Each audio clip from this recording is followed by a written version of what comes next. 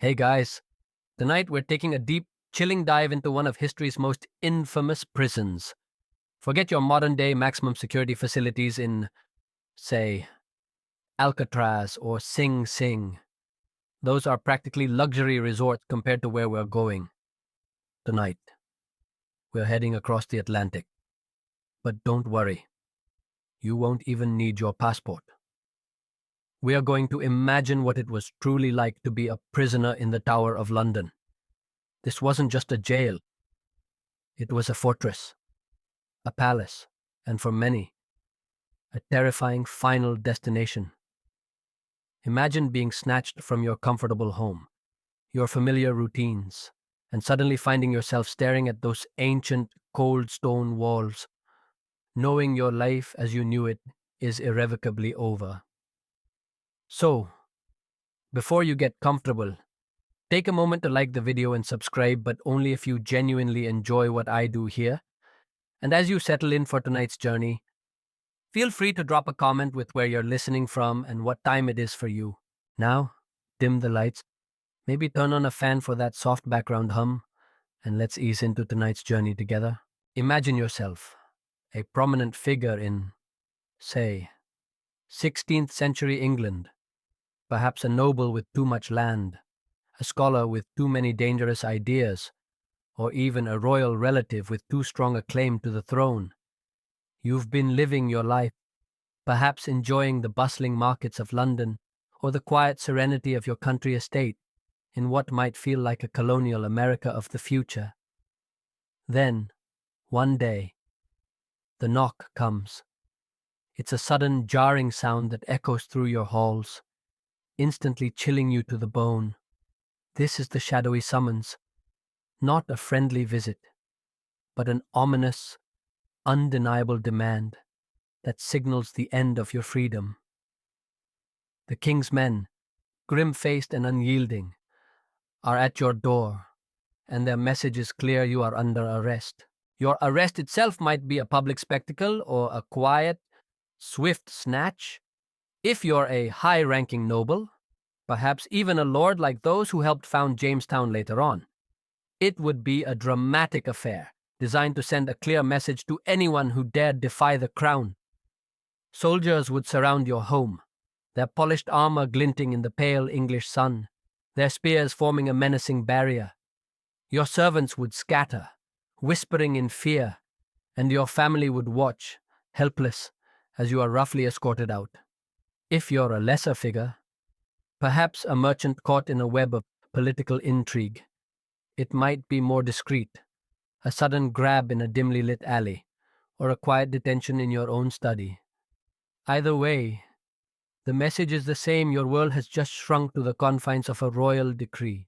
Imagine the absolute terror of realizing your entire existence, your reputation, your future, is being stripped away in mere moments, all because of a sealed document and a few stern faces. As you're led away, you quickly realize your destination, the Tower of London. The very name would send shivers down your spine. For centuries, this formidable fortress on the banks of the River Thames has served as England's most notorious prison, a place where dissenters, traitors, and fallen royalty met their grim fates. It's not just a physical place, it's a symbol, a chilling whisper of power and doom that permeates the very air around it. As you're escorted through the crowded, muddy streets of London, people avert their eyes, not out of disrespect, but out of fear. No one wants to be associated with someone on their way to the tower. It's like being driven through a quiet Midwestern town on your way to federal prison, with every resident aware of your destination and keeping their distance. Your arrival at the tower is an experience designed to break your spirit even before you've stepped inside. You're likely brought by boat, a journey down the Thames, passing beneath the infamous Traitor's Gate. This wasn't just a simple entrance, it was a psychological weapon. Imagine being rowed through this dark archway, the low stone echoing the lapping water, knowing that countless others, many of whom never left alive, passed this very same way. The gate's heavy portcullis, a menacing grid of iron, would clang shut behind you, a sound that officially sealed your fate, separating you from the world of the living and free. This single sound would be the ultimate declaration of your capture, a tangible severing of ties. It's like the moment the cell door clangs shut for the very first time, but amplified by centuries of dread and legend. The initial dread is palpable, a cold knot tightening in your stomach. As you disembark the boat, you are greeted by the stern faces of the yeoman warders, or beefeaters, as they are colloquially known, in their distinctive Tudor livery. Their stoic expressions offer no comfort, no hint of compassion. They are the keepers of the tower, the silent guardians of its grim secrets. You are no longer lord or lady. You are now simply the prisoner. Your personal identity, your status, your very name are stripped away, replaced by a cold, dehumanizing label. A common historical truth is that the Tower of London served as a primary state prison for centuries, particularly for high-profile political and religious prisoners, with many entering via the infamous Traitor's Gate. Its intimidating architecture and historical reputation were integral to its role as a symbol of royal power and a deterrent against treason. Historians still widely debate the precise psychological impact of the tower's reputation on its new prisoners, and whether the initial dread truly incapacitated or merely hardened individuals facing imminent confinement. A fascinating, yet rarely discussed, detail is the tower's menagerie. For centuries, the tower was home to a royal menagerie of exotic animals: lions, leopards, bears, and even an elephant, while these were eventually moved to form the basis of the London Zoo. During your time, their presence added another layer to the tower's menacing atmosphere. Imagine being led past the roaring cages, the musky smell of wild beasts filling your nostrils, knowing that these untamed creatures were kept within the very walls that now confined you. It was a constant, unsettling reminder of unchecked power and primal danger, a living symbol of the sovereign's might that extended even to the wild corners of the world, and now to your own desperate reality. It's like being in a supermax prison that also doubles as a dangerous zoo. The guards don't need to scare you when there's a hungry lion just a few cells over. As you are led further into the fortress, perhaps through the middle tower and past the mighty Byward Tower, you begin to grasp the sheer scale of your confinement. The White Tower, the oldest and most iconic part of the complex, looms above you, its ancient stones holding centuries of whispers and shadows. You might glimpse other prisoners being moved, or hear distant sounds that hint at the lives of those already trapped within. Every archway, every heavy door, every narrow passageway reinforces the inescapable reality of your situation.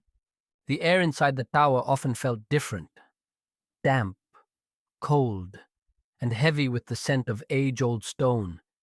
It carried a subtle, almost imperceptible tang of fear and despair. The light would be limited, filtering in through narrow, heavily barred windows, casting long, stark shadows that seemed to dance with your growing anxieties. The sounds, too, would be unfamiliar: the distant clang of a guard's armor, the cry of a raven, the rhythmic lapping of the Thames against the outer walls, all contributing to a pervasive sense of isolation and vulnerability. Your first few hours would be a blur of processing, a desperate attempt to grasp the impossible. Where are they taking you? What will happen next? Will your family be safe? The questions would swirl in your mind, unanswered, adding to the psychological torment. This initial phase, from the moment of your shadowy summons to your terrifying arrival, was designed to strip you of your former identity, to humble you, and to instill a deep, pervasive fear that would set the stage for the grim reality of your imprisonment. You are no longer a person of influence or agency.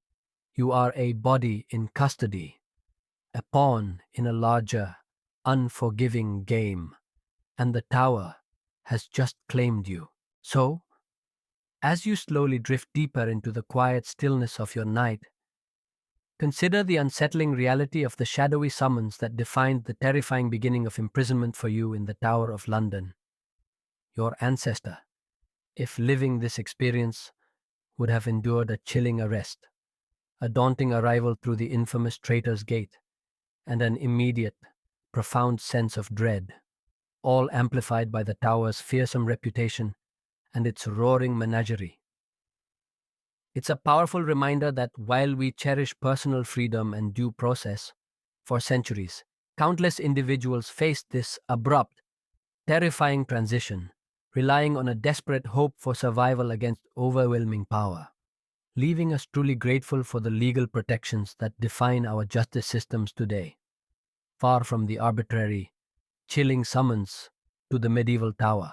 Let's gently return to that chilling first impression of the Tower of London, where the clang of Traitor's Gate sealed your fate, and the shadow of wild beasts added to your dread. If we've just explored the immediate, terrifying moment of your capture and arrival, tonight we'll step through those formidable stone barriers, delving into the cold, stark reality of your new existence beyond the gates, entry, interrogation, and imprisonment's first chill. You might imagine a quick booking process, but for your medieval ancestor, entering the tower meant a deliberate, often brutal process designed to strip away your dignity and prepare you for the relentless psychological assault of confinement. Imagine yourself, now, standing bewildered, perhaps still trembling, just beyond the gates of the tower. The heavy oak and iron of the portcullis have just slammed shut behind you, severing your last tenuous link to freedom. The air is damp, the stone cold, and the sounds of the bustling city have been replaced by the echoing silence of a fortress designed for control, not comfort. You are now truly isolated, within a world governed by different rules, different rhythms. The grim faces of the yeoman warders are your new constant companions, their silence more menacing than any spoken threat. It's like being dropped onto a deserted island after a shipwreck, but the island is a giant, ancient stone labyrinth, and the inhabitants are all there to make sure you never leave. Your formal entry into the system of tower imprisonment wasn't a simple paperwork exercise. It was a calculated ritual designed to dehumanize you and assert the absolute authority of the crown.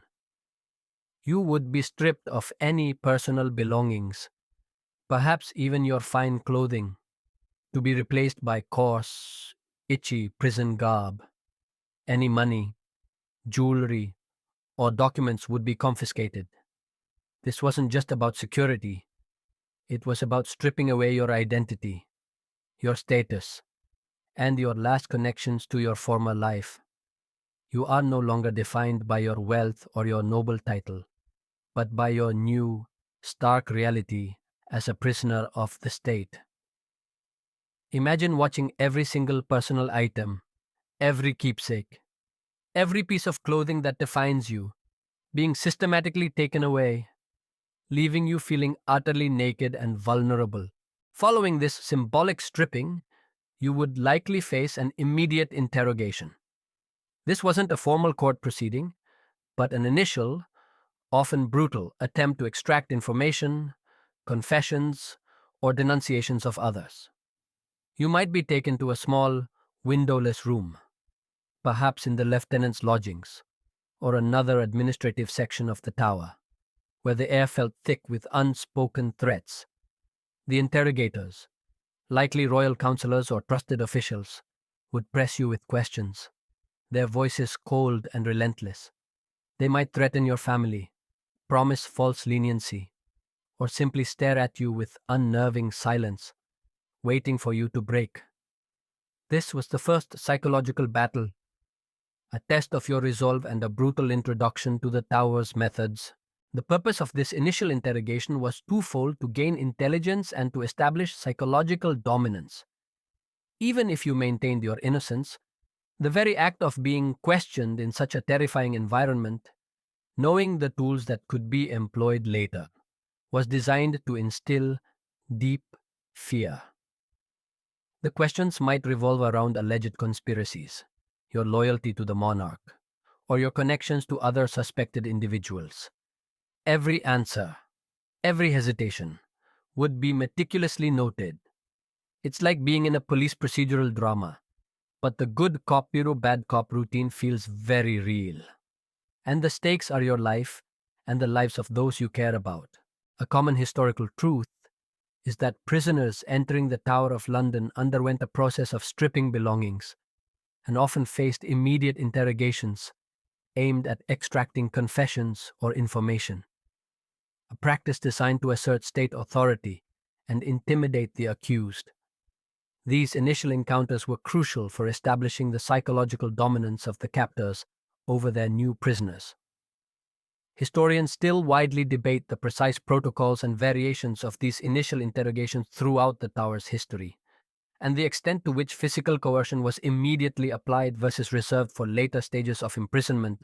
A fascinating, yet rarely discussed, detail is the tower's complex system of fees for everything. Upon entry, and throughout your imprisonment, you would be charged for almost every single service and privilege, from the cost of your food and lodging to the services of your jailers, and even the privilege of having a fire in your cell. These fees were often exorbitant, designed to drain the prisoners or their families' wealth, adding a layer of financial ruin to the physical and psychological torment. If you couldn't pay, your conditions would worsen dramatically. Imagine getting arrested and not only losing your freedom, but being handed a bill for thousands of dollars every week just for the privilege of being incarcerated with no way to earn money to pay it. It's a chilling reminder that even in captivity, financial burdens could be a suffocating weight. As the interrogation concluded, you would feel the full weight of imprisonment's first chill. You would then be led, not to a cozy chamber, but to a designated cell. The exact location would depend on your status and the severity of your alleged crime. High-ranking nobles might be held in more spacious, though still bleak, apartments within the Bloody Tower or the Beauchamp Tower. Lesser individuals might find themselves in the dark, damp cells of the Cradle Tower or the dreaded dungeons beneath the White Tower. Regardless of its specific location, your cell would be cold, stone, and unforgiving. The sounds of the tower would close in around you, the distant clang of iron gates, the shuffling footsteps of guards on patrol, the eerie cries of ravens, and perhaps the faint, unsettling drip of water in the deeper dungeons. The air would be heavy with the scent of damp stone, dust, and human confinement. Light would be scarce, filtering in through narrow slits in the thick walls or through heavily barred windows, casting long, stark shadows that danced with your anxieties. As the heavy wooden door, reinforced with iron bands, creaked shut behind you, and the massive key turned with a grating finality, you would be left alone. This was the true moment of imprisonment's first chill, the absolute silence, broken only by your own ragged breathing, and the frantic pounding of your heart would be deafening. The realization of your utter isolation, your complete loss of control, would wash over you like a tidal wave of despair. There would be no escape, no friendly faces, no familiar comforts. You were now just a body in a stone box, at the mercy of forces far greater than yourself. It's like being locked in a sensory deprivation tank, but it's freezing cold. You're covered in itchy fabric, and your future is entirely uncertain. This initial period of confinement was a profound shock to the system. The sudden loss of freedom, the uncertainty of your fate, and the physical discomfort of the cold, damp cell would combine to create a deeply unsettling experience. You might spend hours simply staring into the gloom, trying to comprehend the incomprehensible, or desperately searching for a glimpse of the sky through the tiny window, a last connection to the world you had lost. This was just the beginning of the long, drawn-out ordeal of being a prisoner in the Tower of London, a journey where every day would test the very limits of your endurance. So, as you slowly drift deeper into the quiet stillness of your night, consider the unsettling reality of what lay beyond the gates that defined your first moments of imprisonment in the Tower of London. Your ancestor, if living this experience, would have endured a dehumanizing entry, a relentless interrogation, and the profound, isolating chill of a stone cell, all while grappling with exorbitant fees. It's a powerful reminder that while we cherish the concept of habeas corpus and modern prison standards for centuries, countless individuals face this brutal transition, stripped of dignity and plunged into an immediate psychological battle, leaving us truly grateful for the legal protections and humane conditions that define our justice systems today, far from the chilling, fee-ridden confines of the medieval tower. Let's gently return to that cold, stark reality just beyond the tower's gates, where your initial dread was compounded by a dehumanizing entry and a chilling interrogation. If we've just explored the brutal process of your formal induction into imprisonment, tonight we'll descend into the very heart of your new, grim existence, the inner walls, cell blocks, solitude, and echoes of despair. You might imagine a standardized prison cell, but for your medieval ancestor, the tower offered a bewildering variety of confined spaces, each designed to isolate and oppress, transforming the very air into a heavy cloak of loneliness. Imagine yourself, now, led through labyrinthine passages within the tower, the torchlight flickering off ancient stone walls. The air grows colder, damper, and the silence deepens, broken only by the echo of your own footsteps and the jingle of your guard's keys. You are being taken to one of the numerous cell blocks hidden within the vast complex of the tower's inner walls. This isn't a single, uniform prison. The tower held a grim hierarchy of confinement, ranging from slightly less terrible rooms for high-status prisoners to truly dreadful dungeons for the unfortunate. Regardless of where you end up, the chilling reality is the same. You are now truly confined, walled off from the world you once knew. It's like being placed in a giant, historical escape room, but there's no fun, no puzzles, and definitely no way out. Your destination might be the Bosham Tower, a relatively better option for those of higher rank. Here, you might have a slightly larger chamber, perhaps with a fireplace, though fuel would be an expensive commodity you'd have to pay for. Remember those fees. The windows, though heavily barred and narrow, yes, might offer a sliver of natural light and a glimpse of the outer ward, a teasing reminder of the freedom just beyond your reach. The walls here are thick, made of robust stone, designed to keep you in and the world out. The air, while damp, might be slightly less oppressive than in other areas, but the pervasive chill would still seep into your bones. Even these nicer cells were fundamentally bleak, designed for detention, not comfort. Or perhaps you're led to the Bloody Tower, famously associated with the disappearance of the princes in the tower. Its chambers are solid, ancient, and steeped in grim legend. The walls feel incredibly thick, absorbing all sound, creating a profound sense of isolation. The light here would be even more scarce, perhaps just a high, narrow slit that offered little more than a weak beam. The silence would be broken only by your own thoughts, the distant clang of a guard's boot, or the mournful cry of a raven from the battlements. Imagine being in a room where every whisper and every shadow seems to carry the weight of centuries of tragic stories, making you wonder if you'll be the next one to become part of the tower's haunting folklore. For those deemed less significant or held for more serious, desperate crimes, the confinement could be far worse. You might find yourself in the dungeons beneath the White Tower, deep, dark, and unimaginably cold. These were not proper cells, but often just pits, or small, unlit chambers where the only furniture might be a pile of straw.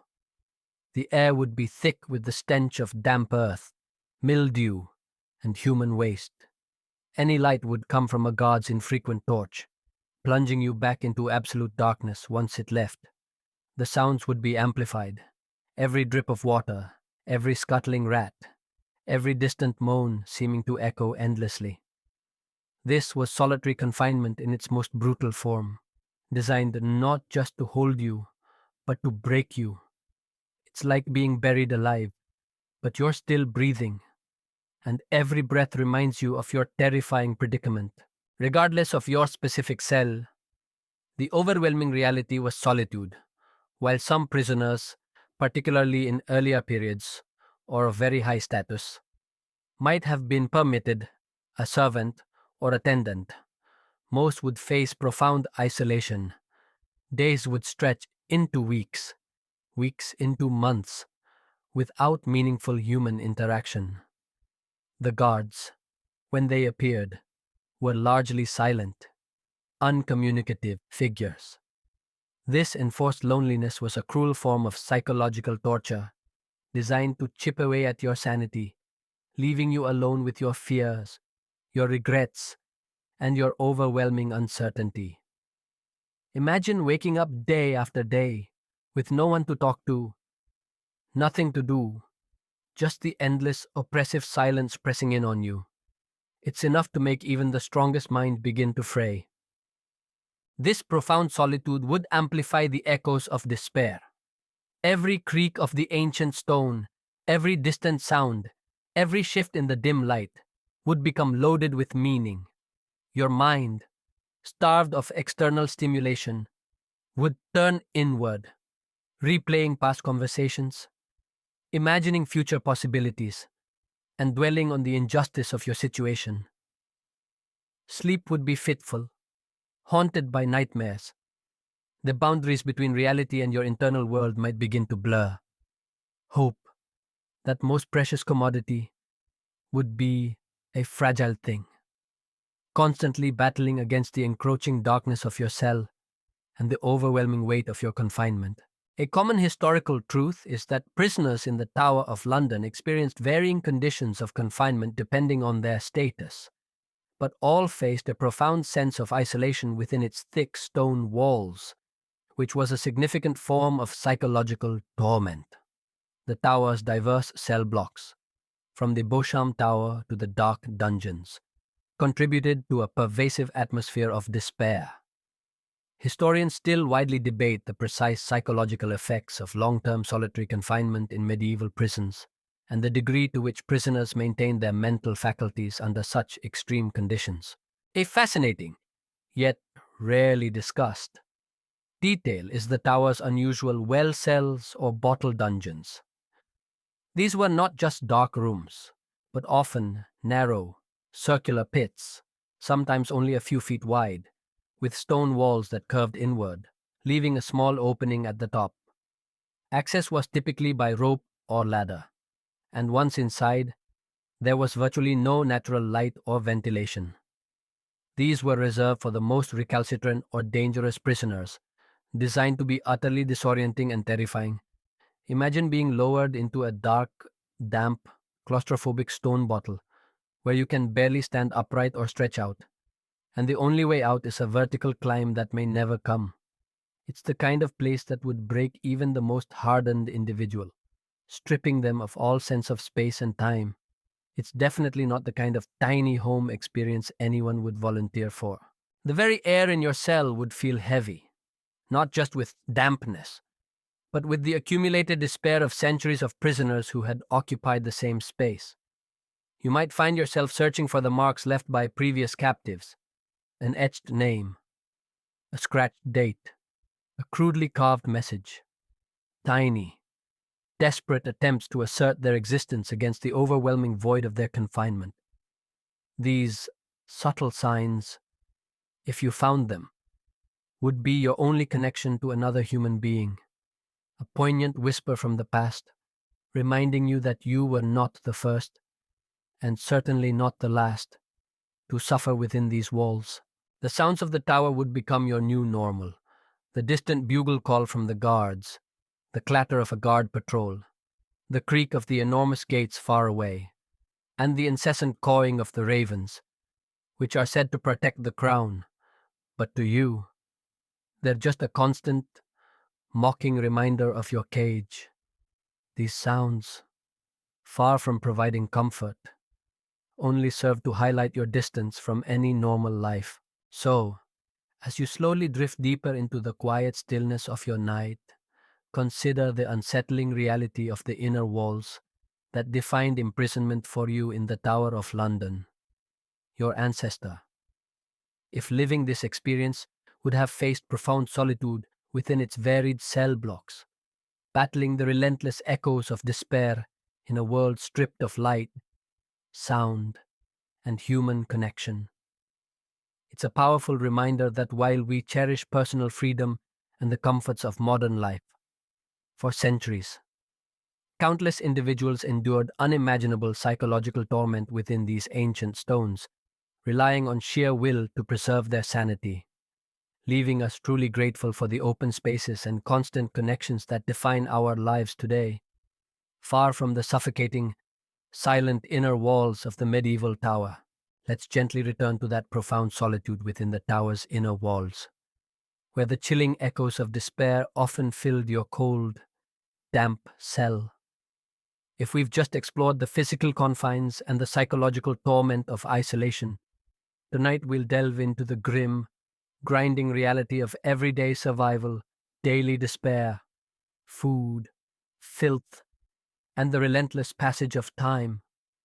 You might envision a structured prison routine, but for your medieval ancestor, life in the tower was a monotonous, miserable existence, defined by meager rations, pervasive squalor, and an agonizingly slow, unchanging rhythm that threatened to break your spirit long before your body.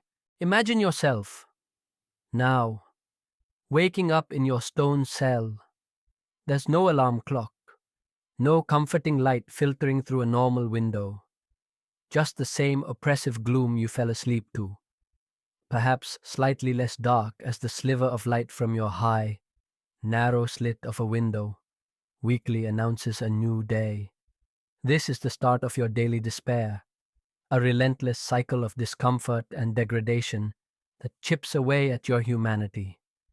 Every morning brings not hope, but the crushing realization that another day will be spent in the same confined space, with the same limited resources, facing the same endless uncertainty. It's like being stuck in a never-ending Monday, but every Monday is worse than the last, and there's no weekend coming. Your thoughts immediately turn to food. This wasn't a gourmet experience, or even a palatable one. Your meals would be basic, meager, and often of poor quality. Typically, you'd receive 2 meals a day, usually a thin gruel or watery broth, perhaps a small piece of stale bread, and occasionally some salted fish or tough meat. The quality often depended on your social status and, crucially, your ability to pay the exorbitant fees charged by the tower for your upkeep. If you were wealthy, you might be allowed to purchase better provisions from outside, but for most, their diet would be barely sufficient to sustain life, leaving you constantly hungry, weak, and vulnerable to illness. Imagine eating the same bland, unappetizing slop every single day, never feeling truly full, and knowing that every mouthful is costing you a fortune you don't have. It's truly a test of your resolve just to swallow it. The preparation and delivery of your food would be rudimentary. It would be brought to your cell by a guard, likely pushed through a small hatch in your door, sometimes cold and congealed. There would be no utensils beyond perhaps a wooden spoon, and eating would be a solitary, joyless act. The lack of fresh fruit or vegetables meant that diseases like scurvy, caused by vitamin C deficiency, were common among long-term prisoners, further weakening their already fragile health. A common historical truth is that prisoners in the Tower of London received meager and often poor quality rations, with the quantity and variety of food often depending on their ability to pay for better provisions, leading to widespread malnutrition and related illnesses. The conditions were largely unhygienic. Historians still widely debate the precise nutritional content of typical Tower prisoner diets and the specific impact of these deficiencies on their overall health and mental state over prolonged periods. A fascinating, yet rarely discussed, detail is the Tower's notorious Scold's Bridle, or brank. While primarily a public punishment used elsewhere for women deemed quarrelsome or disruptive, records suggest a few instances of its use within the Tower, though not necessarily on prisoners in their cells. Imagine being forced to wear a metal contraption that fitted over your head like a cage, with a spiked plate that pressed down on your tongue, designed to prevent you from speaking. While not a daily occurrence for most prisoners, the mere knowledge of such devices and the desperate attempts to extract information or confessions contributed to the pervasive fear and the sense of constant dehumanization. It's the kind of psychological horror that, even if you never personally experienced it, would linger in the back of your mind, a chilling reminder of the methods that could be used. It's like knowing there's a medieval version of a Hannibal Lecter mask stored somewhere just down the corridor, and it's meant to literally shut you up. The pervasive filth was another constant companion. Sanitation in medieval prisons was virtually non-existent. You would likely have a chamber pot in your cell, which would only be emptied infrequently, leading to appalling odors and a breeding ground for vermin and disease. The straw on your floor, if you were lucky enough to have any, would quickly become soiled with waste, food scraps, and general grime. There would be no bathing facilities, no fresh water for washing beyond a small ration for drinking. Your clothes, already coarse, would become dirty, itchy, and infested. The air in your cell would be heavy and stagnant, a noxious blend of damp, decay, and human waste. Imagine the constant, oppressive smell, the feeling of grime on your skin, the incessant itching, all combining to create a truly miserable existence. It's a sensory assault that relentlessly grinds down your spirit. This lack of hygiene directly contributed to the spread of disease. Dysentery, typhus, and various fevers were rampant in medieval prisons. A simple cold could quickly escalate into a life-threatening illness. Without proper medical care, a prisoner's immune system, already weakened by malnutrition and stress, would be highly vulnerable. Many prisoners didn't die from execution. They succumbed to illness brought on by the deplorable conditions. And then there was the relentless passage of time, in the confines of your cell, with no books, no conversation, and no meaningful activity. Time would become a torment. Days would blur into weeks, weeks into months, an endless, monotonous procession of gloom. You might try to keep track of the days by scratching marks on the wall, if you had a tool to do so. But even that might become an act of despair. The future was unknown. The past seemed impossibly distant, and the present was an unchanging, agonizing repetition. Imagine counting the days, then the weeks, then just losing track altogether, realizing that time itself has become your personal tormentor, stretching endlessly before you. It's the ultimate psychological weapon, designed to rob you of hope and sanity. Sleep would offer little reprieve. The cold, the hard floor or thin straw, the discomfort of your dirty clothes, and the gnawing hunger would make restful sleep elusive. You might drift in and out of consciousness, haunted by fragmented dreams of your former life, or consumed by anxious thoughts about your fate. The silence, broken only by the scurrying of rats or the drip of water, could be more terrifying than noise. The lack of control over your own body and basic needs, combined with the extreme sensory deprivation, would begin to warp your perception. You might find yourself staring at cracks in the stone, imagining faces or scenes. You might talk to yourself, simply to hear a human voice. The fight to maintain your sanity, to keep your mind active, would be a daily, exhausting battle against the crushing weight of the tower's oppressive environment. So, as you slowly drift deeper into the quiet stillness of your night, consider the unsettling reality of daily despair that defined imprisonment for you in the Tower of London. Your ancestor, if living this experience, would have faced a monotonous existence of meager food, pervasive filth, and the relentless, agonizing passage of time, all chipping away at their physical and mental fortitude. It's a powerful reminder that while we cherish cleanliness, nutrition, and mental stimulation, for centuries, countless individuals endured unimaginable suffering within these ancient walls, relying on sheer will to preserve their sanity against overwhelming squalor and endless tedium, leaving us truly grateful for the basic human rights and conditions that define our justice systems today, far from the filthy, starving, and endless despair of the medieval tower. Let's gently return to that oppressive solitude within the tower's inner walls, where meager food, pervasive filth, and the relentless passage of time chipped away at your very being.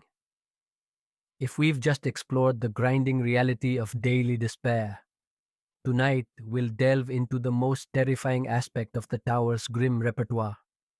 Whispers in the stone, torture, confession, and the rack's grim promise. You might associate justice with fair trials, but for your medieval ancestor, the tower could be a place where brute force and psychological torment were employed to extract what the crown desired, turning cold stone into a chamber of unspeakable suffering. Imagine yourself, now, having endured weeks or months of monotonous confinement. Your body is weakened, your spirit frayed by isolation and hunger. Then, the silence of your cell is broken by an ominous sound, the heavy tread of guards approaching your door, perhaps accompanied by the creak of an unfamiliar cart. This is the moment the whispers in the stone become a terrifying reality, no longer just a distant legend, but an immediate, chilling threat. You are being summoned, not for release, but for an interrogation of a far more brutal nature, one that involves instruments of torture, a desperate demand for confession, and the terrifying unspoken threat of the rack's grim promise. It's like being called into the principal's office, but instead of detention, you're facing something out of a horror movie, and the principal has an array of terrifying tools at their disposal. You would be led from your cell, perhaps blindfolded or with your hands bound, through winding passages that seem to deepen in their oppressive atmosphere. The destination would be a secluded chamber, often a dungeon, deep within the tower's bowels, away from prying eyes and sensitive ears. This wasn't a casual meeting. It was a carefully orchestrated performance of intimidation, designed to break your will before a single instrument was even touched. The air would be cold, damp, and heavy with a metallic tang. That might be the scent of fear, or perhaps something more literal. Once inside, you would see them, the instruments. The tower was infamous for its use of torture, though official records often downplayed its frequency. Among the most feared was the rack.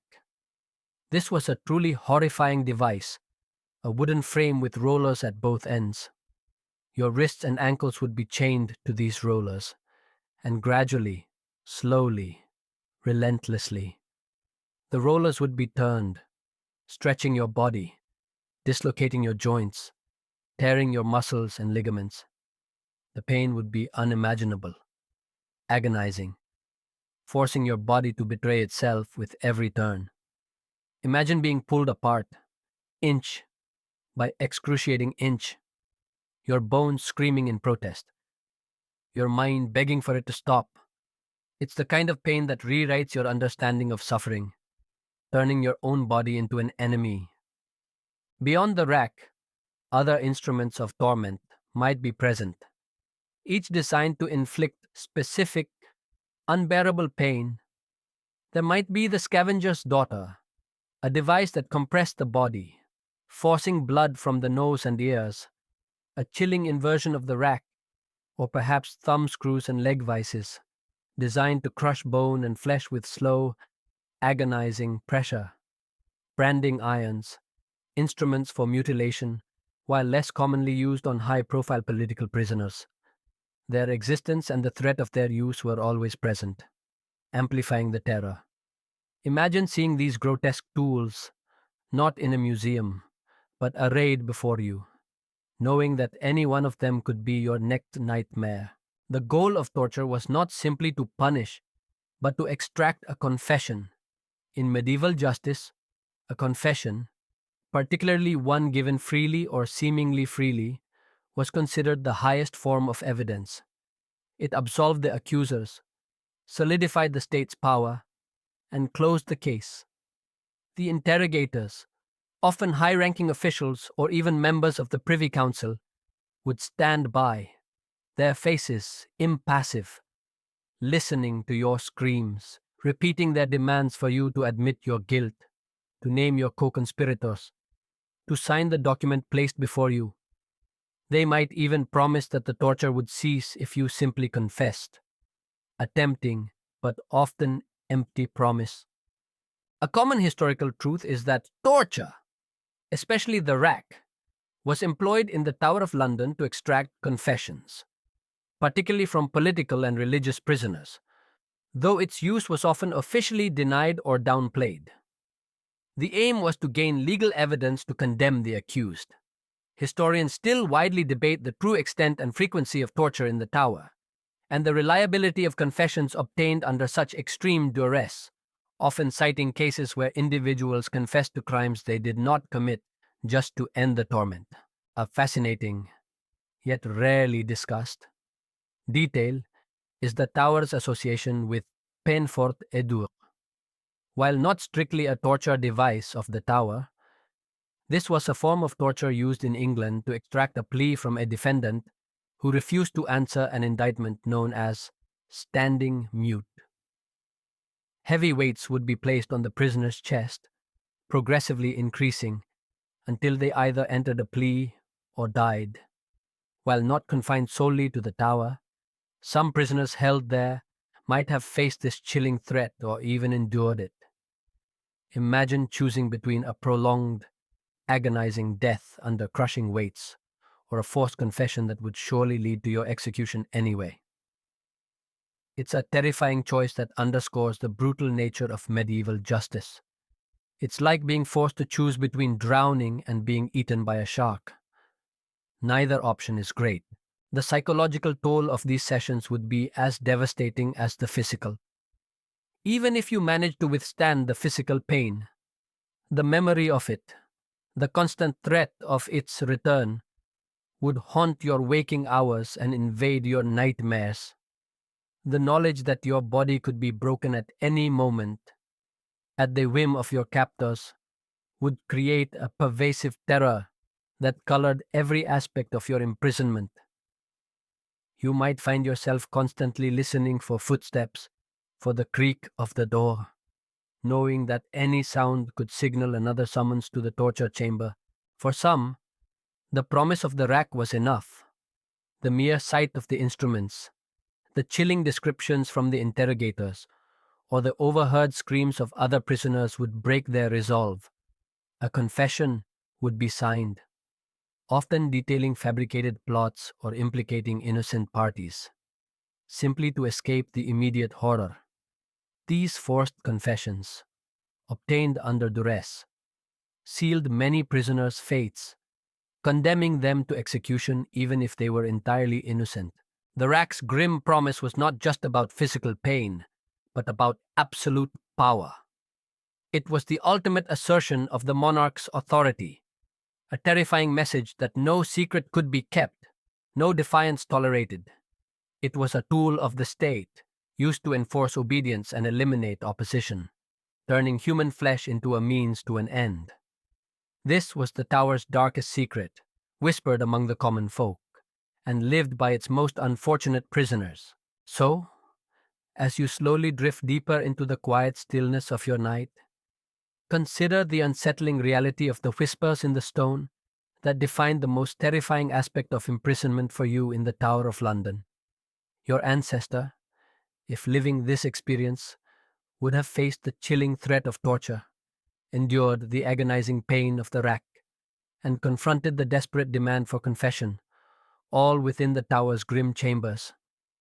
It's a powerful reminder that while we cherish human rights and freedom from cruel and unusual punishment, for centuries, countless individuals faced unimaginable physical and psychological torment, forced to betray themselves or others, leaving us truly grateful for the legal protections and humane treatment that define our justice systems today.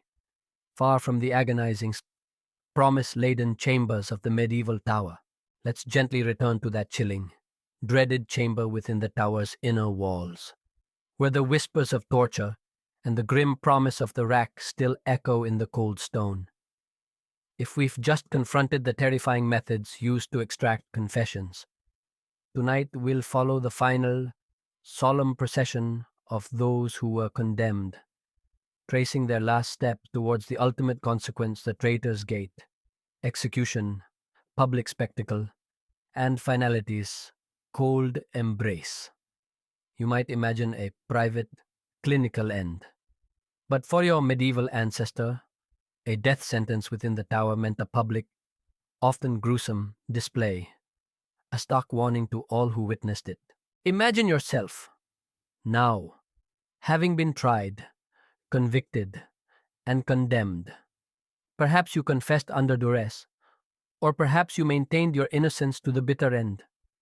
Either way, the verdict is in, and your fate is sealed. The day of your execution arrives, heralded by a subtle shift in the tower's rhythm, perhaps the increased presence of guards, the hushed whispers of the warders, or simply the chilling intuition that this is your final dawn.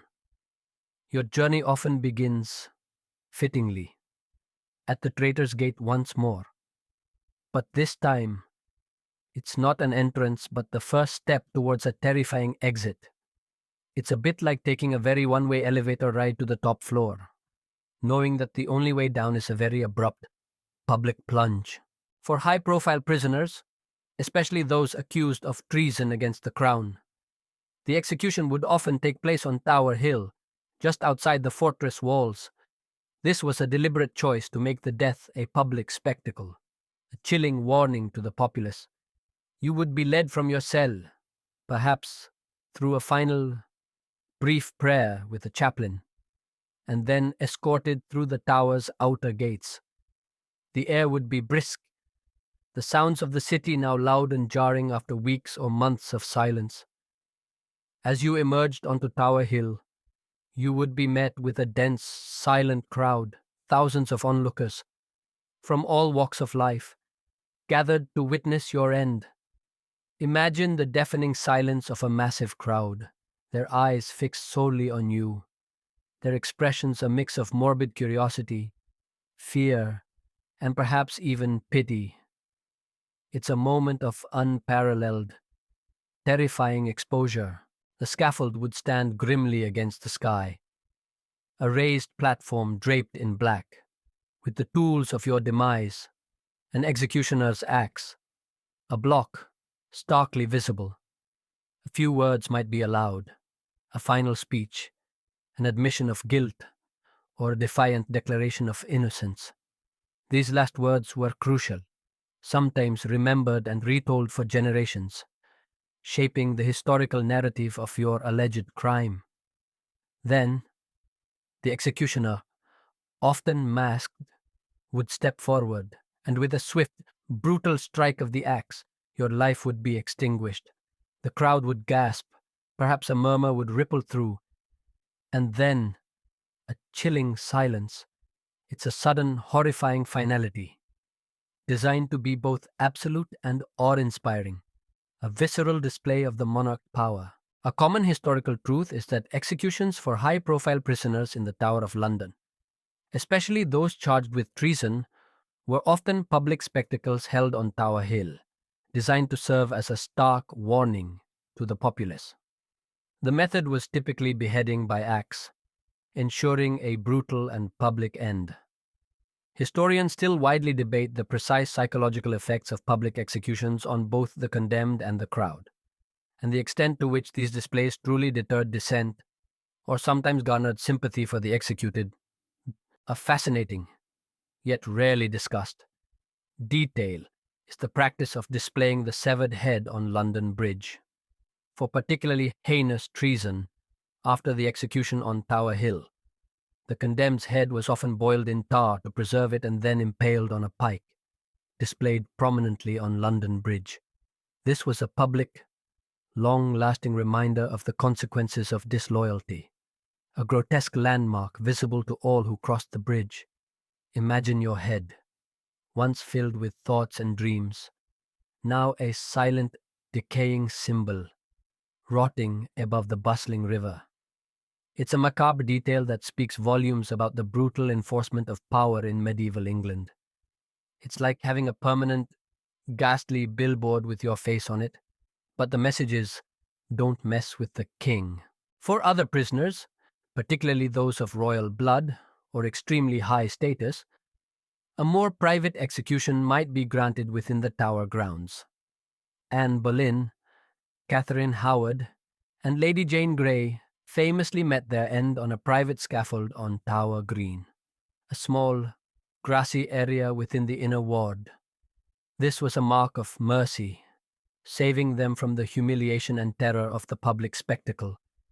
Even here, however, the execution was still swift and brutal. The same act, the same block, the same finality. The witnesses would be few, a small assembly of officials, perhaps a trusted few from the court. While more discreet, the ultimate outcome was no less absolute. Imagine preparing for your death, knowing that even your mercy is still a violent, irreversible act carried out within the very walls that imprisoned you. It's a slightly less theatrical ending, but no less terrifying. The moments leading up to the finality's cold embrace would be filled with a myriad of emotions. Fear, certainly, but perhaps also a strange sense of calm acceptance, or even defiance. You might have spent your last days preparing your soul, making peace with God, and perhaps writing a final letter or message hidden away in your cell. The journey from cell to scaffold, whether public or private, was a final procession, a last chance to reflect on a life that was now irrevocably over. Every step would be weighed down by the knowledge that this was truly the end. After the execution, the bodies of the condemned were often treated with little reverence. For those executed on Tower Hill, their remains might be buried unceremoniously beneath the chapel of St. Peter at Vincula, within the Tower grounds, alongside other infamous prisoners, a mass grave for the fallen. Their names might be whispered in hushed tones, their stories woven into the grim tapestry of the Tower's history. But their physical presence was swiftly erased. The Tower of London, therefore, was not just a place of imprisonment, but often a theatre of death, a powerful tool of state control that enacted the ultimate punishment in a manner designed to instill fear and enforce obedience.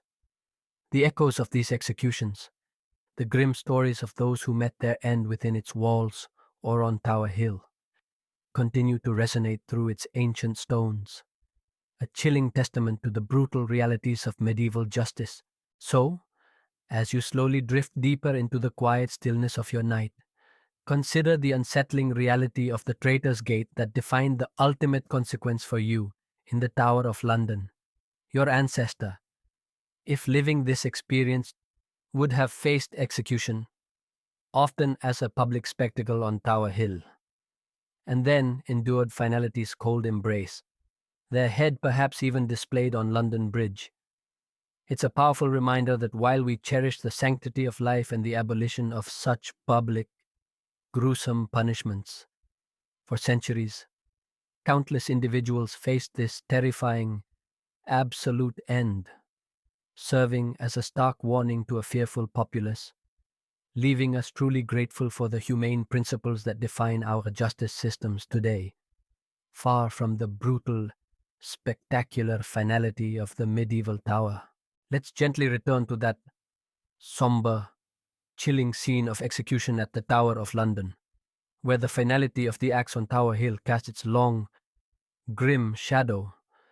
If we've just confronted the terrifying public spectacle and the cold embrace of death, tonight we'll illuminate the individual lives caught in that unforgiving system, exploring the fates of famous captives, royal pains, noble woes, and enduring legends.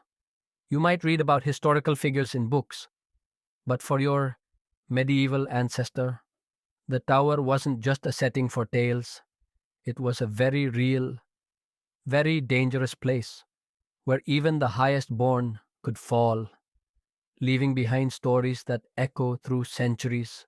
Imagine yourself now, a silent observer within the ancient walls of the tower, privy to the stories that haunt its very stones. This fortress wasn't just a general prison. It was largely reserved for high-stakes political and religious prisoners, often those of immense influence or royal lineage. These were the famous captives, individuals whose fall from grace sent shockwaves across the kingdom, and whose fates became the stuff of enduring legends. Their trials and tribulations within these walls offer a vivid, personal glimpse into the brutal realities of power, betrayal, and survival in medieval England. It's like watching a real-life historical drama unfold, but the characters are actual people, and their endings are almost always tragic, making any episode of House of Cards look like a pleasant family picnic. Perhaps the most poignant of the royal pains are the princes in the tower. Imagine two young boys, Edward V and his younger brother Richard, Duke of York, sons of King Edward IV. After their father's sudden death, their uncle, Richard III, swiftly moved them into the tower, ostensibly for their protection. They were last seen playing in the garden, innocent and vulnerable, but then they vanished. Their disappearance remains one of England's greatest unsolved mysteries, though most historians point a chilling finger at their uncle. Their presumed fate within the tower, likely murdered, represents the ultimate betrayal of trust and the ruthless pursuit of power. Imagine being a child, confined in a grand, yet terrifying fortress, your only hope the very people who might be orchestrating your demise. Their story is a silent scream from the tower's dark heart, a reminder that even royal blood offered no guaranteed protection within these walls. Then there are the wives of Henry VIII, a true collection of noble woes. First, Anne Boleyn, she who once captivated the king and changed the course of English history, found herself imprisoned in the very palace where she had reigned as queen, accused of adultery, incest, and treason, charges widely believed to be fabricated. She faced a swift, brutal end. Her sister-in-law, Catherine Howard, would follow a similar, tragic path, also executed on Tower Green for alleged infidelity. Imagine the irony: a queen, living in unimaginable luxury, suddenly stripped of everything, confined in a cold stone cell, knowing her only exit is to the executioner's block. Their stories are a chilling testament to the capricious nature of power and the vulnerability of even the most elevated women in a patriarchal society. It's like being a celebrity at the peak of your fame, only to be cancelled in the most absolute, permanent way imaginable. Not just from social media, but from life itself. A common historical truth is that the Tower of London was a notorious prison for high-profile figures, including royalty and nobility, many of whom faced charges of treason and often met tragic ends within its walls or on Tower Hill. The stories of figures like the Princess in the Tower, Anne Boleyn, and Lady Jane Grey have become enduring historical legends. Historians still widely debate the precise guilt or innocence of many of these famous captives, often concluding that political expediency rather than strict justice determined their fates. A fascinating, yet rarely discussed, detail is the story of Thomas Howard, 4th Duke of Norfolk, executed in 1572. He was not only imprisoned multiple times in the Tower, but during one of his earlier, less severe confinements, he was reportedly given the liberty of the Tower, meaning he could roam certain areas and even dine with the constable or lieutenant. Imagine being a prisoner with your freedom severely restricted, yet still having the strange privilege of enjoying a walk on the battlements or eating a decent meal, all while knowing that a more permanent confinement, or worse, could be just around the corner. This brief taste of freedom within the confines of captivity must have been an exquisite, agonizing torment, a constant reminder of what had been lost and what was still at stake. It's like being on a luxurious cruise ship that you know is slowly, but surely, sinking. Consider Lady Jane Grey, the 9 Days Queen, a young, highly educated woman reluctantly thrust onto the throne. She soon found herself imprisoned in the Tower, then executed there at just 17 years old. Her story embodies the profound cruelty of political ambition, where an innocent life could be sacrificed for a claim to power. Imagine being a teenager, still discovering yourself, only to find yourself a pawn in a deadly game of thrones. Your youth and innocence no shield against the cold, hard politics of the day. Her quiet dignity in the face of death is one of the Tower's most enduring and heartbreaking tales. Then there are the religious figures, whose noble woes were often rooted in the seismic shifts of the Reformation. Sir Thomas More, a brilliant scholar and Lord Chancellor, was imprisoned and executed for refusing to acknowledge Henry VIII as the head of the Church of England. His steadfast principles in the face of overwhelming pressure made him a martyr for many. John Fisher, the Bishop of Rochester, met a similar fate. Imagine a man of deep faith, resolute in his beliefs, facing the ultimate test of conviction, knowing that compromise would save his life but betray his soul.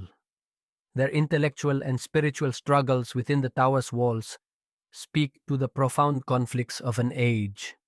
It's like being a philosopher king, only to find your ideas put you in a very literal, very dangerous, time-out box.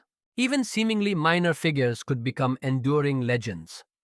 Consider the various conspirators and rebels, like Guy Fawkes.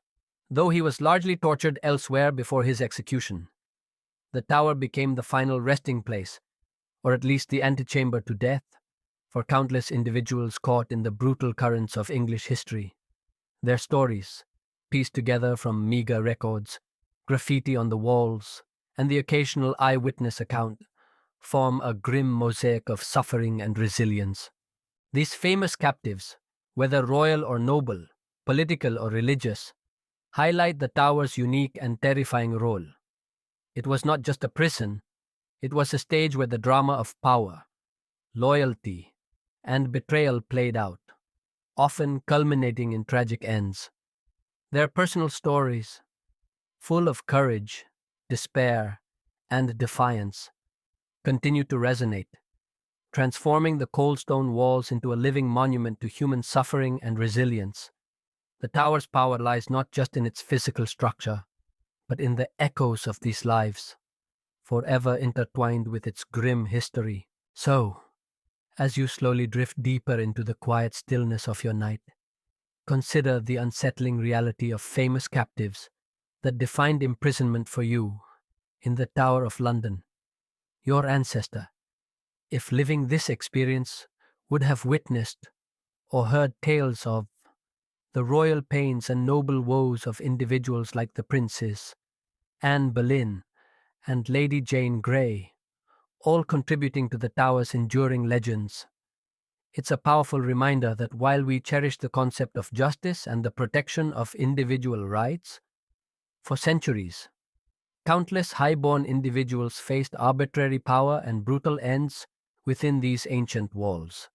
Their fates often dictated by political expediency rather than truth, leaving us truly grateful for the rule of law and the sanctity of human life that define our societies today. Far from the grim, legend-filled confines of the medieval tower, let's gently return to that enduring sense of historical drama within the tower's ancient walls, where the fates of famous captives, from royal pains to noble woes, have become chilling legends. If we've just explored the lives of those who suffered within, tonight we'll shift our perspective to the figures who maintained that grim order, delving into the strict hierarchy and unyielding control of the tower's keepers, warders, rules, and the cycle of control. You might think of prison guards as mere employees, but for your medieval ancestor, these men were the omnipresent enforcers of your confinement, living symbols of the king's absolute power, bound by strict regulations that perpetuated an unyielding system. Imagine yourself, now, a prisoner enduring the relentless monotony of your cell. Your world is small, confined, and profoundly shaped by the figures who hold the keys to your cage, the tower's keepers. These weren't just any ordinary guards, they were the yeoman warders, colloquially known as Beefeaters, highly disciplined and fiercely loyal to the crown. They were the visible embodiment of the king's authority, the constant reminder that your freedom was entirely at their discretion. Their presence, whether a silent patrol outside your door or a grim face delivering your meager meal, was a constant reinforcement of the cycle of control that governed every aspect of your existence. It's like being in a very exclusive, very old, and very permanent club where the bouncers are always watching, and their only job is to make sure you never leave. The warders themselves were often retired soldiers, men of proven loyalty and physical robustness. They lived within the tower complex, their lives intimately intertwined with the fate of their prisoners. Their duties were meticulous and unyielding, guarding cells, escorting prisoners, enforcing the countless rules that governed daily life within the fortress. They were armed, imposing figures, their distinctive Tudor livery, though from a slightly later period than some of the earliest prisoners, instantly recognizable and deeply intimidating. They were trained to be impassive, offering no sympathy, betraying no emotion.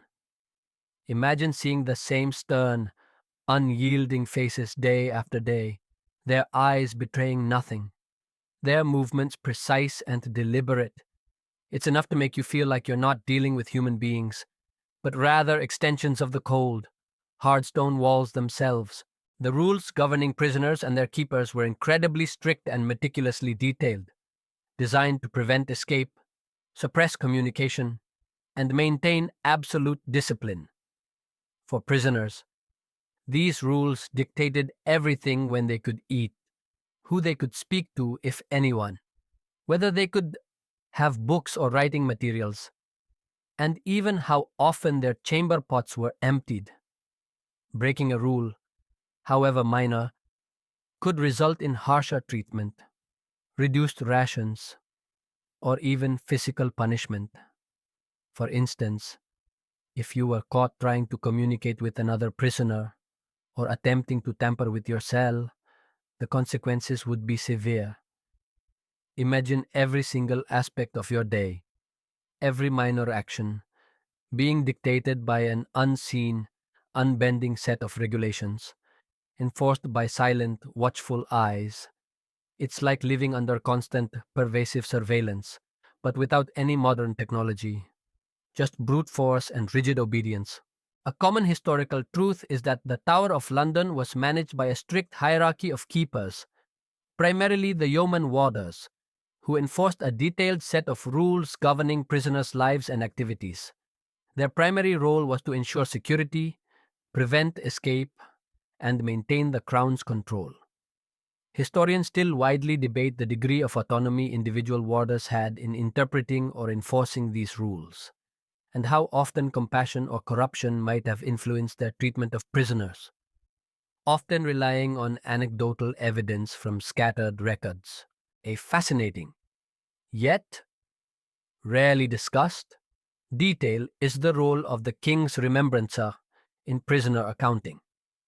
This was a specific official, not necessarily always present in the tower, whose job it was to keep meticulous financial records related to prisoners, including the exact amounts owed by them or their families for their upkeep, food, and even the chains and fetters they wore. Imagine a meticulous accountant poring over ledgers, tallying up the exact cost of your imprisonment down to the last penny, knowing that every single item, every morsel of food, was itemized and billed. This added another layer to the relentless control, a bureaucratic torment that ensured financial ruin often accompanied physical incarceration. It's like getting a bill for your own kidnapping, but the kidnappers are the government, and the bill is legally binding. It's certainly not the kind of bill you want to find in your mailbox. The cycle of control was relentless. Every morning, your cell would be unlocked, your chamber pot might be emptied, and your meager breakfast delivered. Throughout the day, warders would patrol, their footsteps echoing through the stone corridors. At night, the heavy door would be secured, plunging you back into the oppressive silence and darkness. This repetitive, unchanging routine was designed to break down your will, to erode your sense of identity and time. There was no escape from the system, no deviation from the established order. The tower itself was a living, breathing mechanism of control, and the keepers were its gears, turning relentlessly. The relationship between prisoner and keeper was complex. While strictly professional, some warders might, on rare occasions, show small acts of kindness, a slightly larger portion of food, a few whispered words of encouragement, or a moment of respite from the rigid rules. However, such acts were rare and risky for the warder, as they could face severe punishment for showing undue leniency. Conversely, some warders could be cruel, taking pleasure in their power, or extorting extra fees for even minor concessions. The prisoner was entirely at their mercy, completely dependent on their goodwill, or lack thereof. The highest ranking keeper was the constable of the tower, or his deputy, the lieutenant of the tower. These were powerful figures, often trusted by the monarch, responsible for the overall security and administration of the fortress, including the welfare or lack thereof of the prisoners. They would oversee interrogations and ensure the king's commands were carried out. Their authority was absolute within the tower's walls, second only to the monarch themselves. The system of keepers and rules ensured that the tower functioned as a highly effective instrument of state power. It wasn't just a place to hold prisoners. It was a carefully managed environment designed to break their spirit, extract information, and prepare them for their ultimate fate, whether that was release, continued imprisonment, or execution. The warders, with their unyielding adherence to the rules, were the silent, omnipresent enforcers of this grim reality, making every day within the tower a testament to the crown's unwavering control. So, as you slowly drift deeper into the quiet stillness of your night, consider the unsettling reality of the tower's keepers that defined your imprisonment. Your ancestor, if living this experience, would have faced the relentless authority of the warders, lived under a strict system of rules, and been trapped within an unyielding cycle of control, all while facing exorbitant fees for their own incarceration. It's a powerful reminder that while we cherish the concept of humane treatment and oversight in our justice systems, for centuries, countless individuals were at the mercy of these unyielding enforcers, their lives dictated by rigorous regulations and the silent, watchful eyes of their captors, leaving us truly grateful for the checks and balances that define our modern legal frameworks today. far from the absolute, chilling control of the medieval tower. Let's gently return to that oppressive, controlled world within the tower, where the watchful eyes of the warders and the rigid cycle of rules defined every aspect of your grim existence. If we've just explored the unyielding system of the tower's keepers, tonight we'll delve into the most poignant and desperate form of communication found within its ancient walls, scrawled on stone, graffiti, last words, and the human urge to connect. You might leave notes on a whiteboard or send a text message, but for your medieval ancestor, a piece of stone and a sharp object became the only canvas for their final testament, a desperate cry against oblivion, etching their very soul into the cold, silent walls. Imagine yourself now, weeks or months into your confinement. The solitude is crushing, the future uncertain. You are starved not just for food, but for connection, for a voice, for a trace of your own existence. This profound human urge to connect drives you to a desperate act to leave a mark, a message, a tangible piece of yourself on the very stones that imprison you. This is the origin of the graffiti that still adorns many of the tower's cells, poignant whispers scrawled on stone by those who knew their end was near, or who simply wished to defy the silence of their impending oblivion.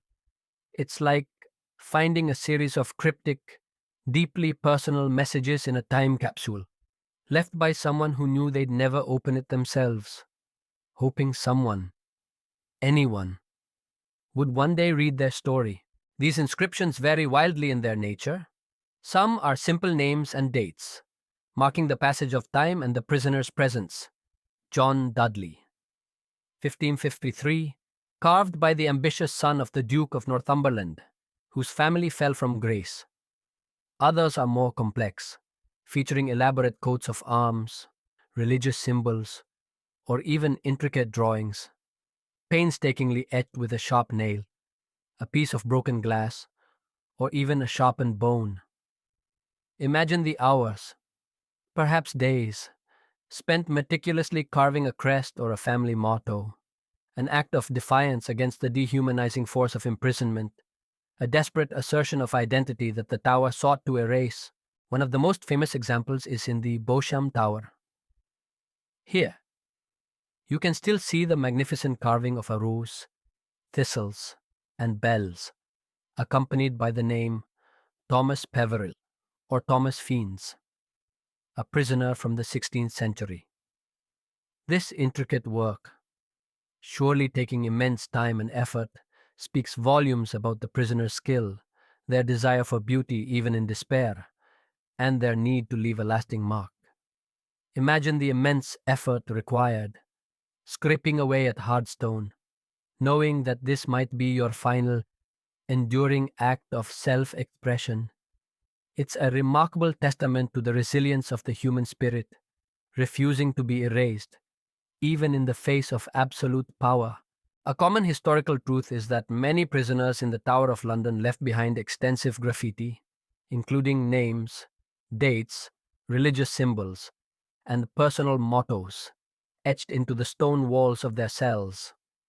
These inscriptions served as a powerful testament to their presence and their enduring human urge to communicate and leave a mark. Historians still widely debate the precise tools and motivations behind these intricate carvings, often concluding they were acts of defiance, boredom, piety, or simply a desperate attempt to assert individuality against the anonymity of imprisonment. A fascinating, yet rarely discussed, detail is the use of secret inks or invisible messages by some prisoners, though not necessarily scrawled on stone. While rare and incredibly risky, some clever prisoners, particularly those with connections to espionage or complex plots, reportedly attempted to write messages using substances like milk or urine, which would only become visible when heated. These messages, often written on scraps of paper or even on clothing, were desperate attempts to communicate with the outside world, to seek help, or to warn co-conspirators. Imagine the immense ingenuity and courage required to concoct such a plan, knowing that discovery would mean torture or immediate execution. It's a powerful reminder that even in the most controlled environments, the human desire for freedom and communication finds ingenious, desperate avenues. It's like having to invent your own invisible ink for a secret message. But if you get caught, there's no getting out of detention, just a much grimmer fate. For many, these stone inscriptions served as last words. They were often poignant, reflecting on the injustice of their fate, reaffirming their faith, or professing their innocence. Philip Howard, Earl of Arundel, imprisoned for his Catholic faith under Elizabeth II, carved, "The more suffering for Christ, the more glory with Christ," into his cell wall. These were not mere statements, they were spiritual testaments, a final declaration to God and to posterity. Imagine crafting your final message, knowing that it might be the only tangible record of your life that survives, a message intended for generations, yet unborn, a cry for understanding from beyond the grave. The inscriptions also highlight the profound psychological impact of prolonged isolation. Some messages are filled with despair, others with unwavering piety. The sheer volume of some carvings, like those in the Bosham Tower, where the walls are almost covered, indicates how much time these prisoners had and how desperate they were for mental stimulation and a means to express themselves. The act of carving, even with crude tools, was a form of active resistance against the passive decay of the mind that solitude inflicted. It kept them tethered to reality, allowed them to reclaim a sliver of control in a world where everything else was controlled for them. These silent witnesses, the carved stones, offer us a unique, intimate glimpse into the inner lives of the tower's prisoners. They are not historical narratives written by chroniclers, but raw, unfiltered expressions of fear, faith, defiance, and heartbreak, preserved for centuries. They remind us that behind every name in a history book, there was a living, breathing person, enduring unimaginable suffering, and desperately clinging to their humanity by the simple act of scratching their story into the cold, unyielding stone. The human urge to connect is one of the most powerful forces, and within the tower, it found its most desperate and enduring expression. Even in the depths of despair, isolated from all contact, the prisoners found a way to bridge the gap of time and silence, leaving behind a legacy of voices whispering across the centuries, asserting their presence, their stories, and their enduring humanity. These are the truest echoes of the tower, not the official pronouncements or the grand narratives, but the raw, personal cries of those who were trapped within its formidable embrace. So, as you slowly drift deeper into the quiet stillness of your night, consider the unsettling reality of the messages scrawled on stone that define the final desperate act of connection for you in the Tower of London. Your ancestor, if living this experience, would have faced the overwhelming human urge to connect, leaving behind powerful graffiti, acting as their last words, etched into the cold silent walls of their confinement.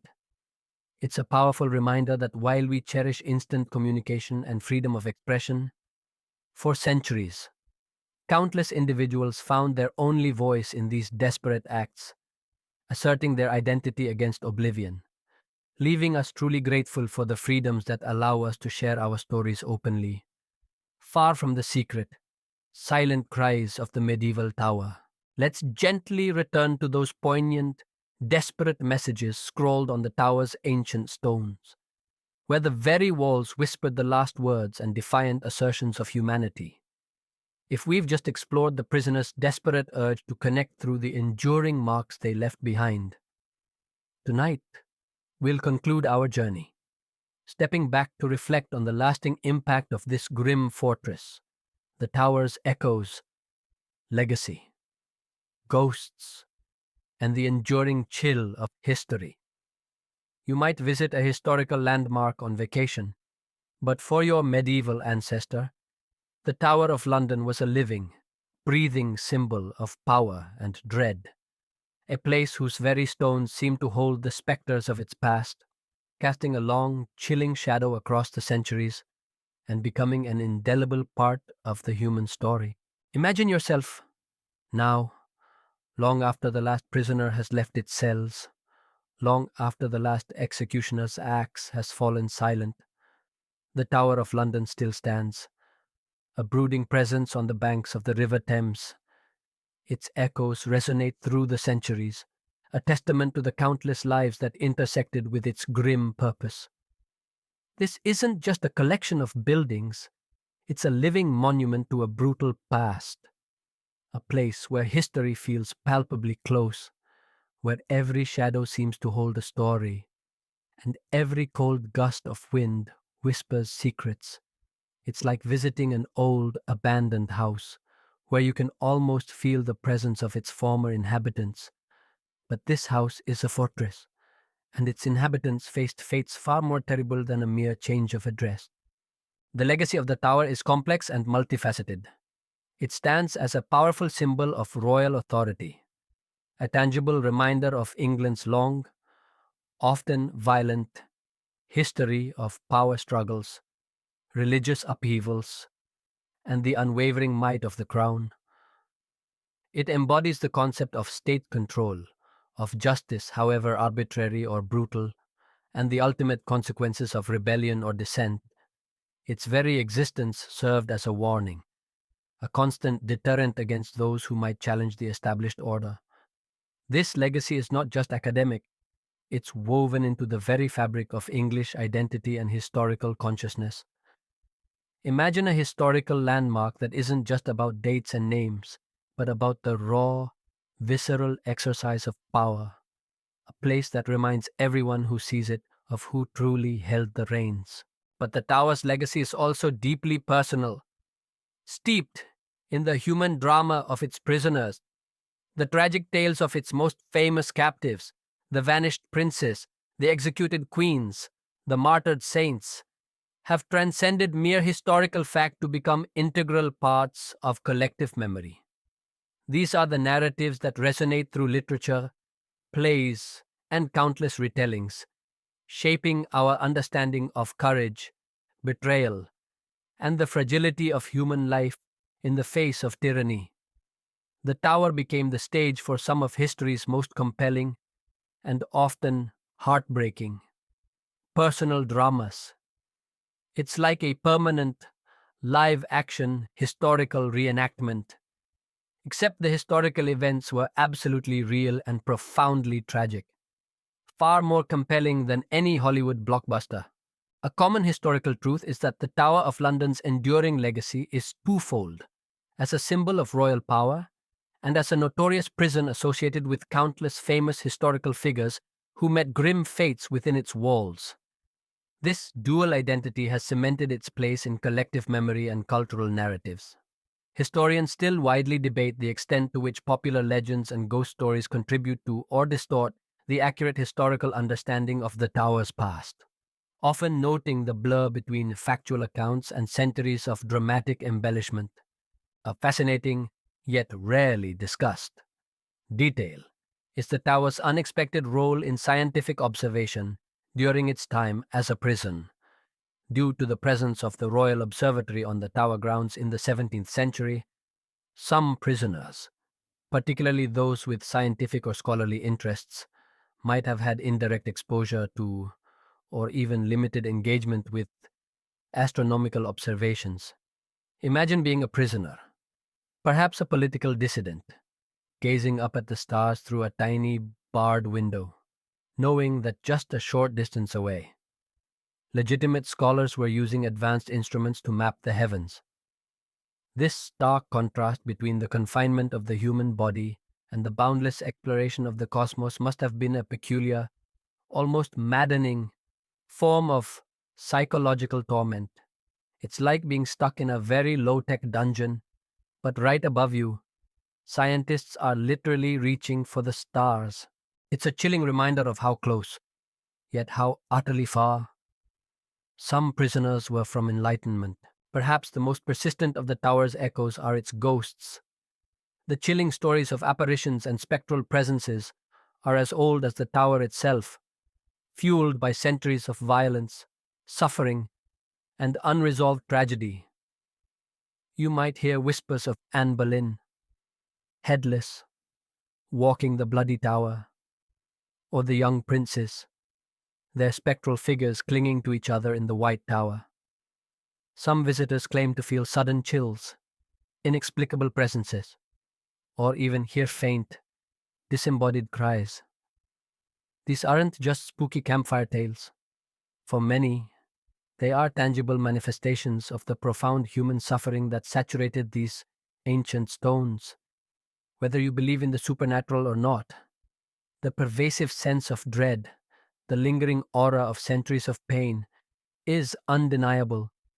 It's like a building that has absorbed so much human emotion that it simply vibrates with the echoes of the past, making you wonder if the stories are just stories or if something truly lingers.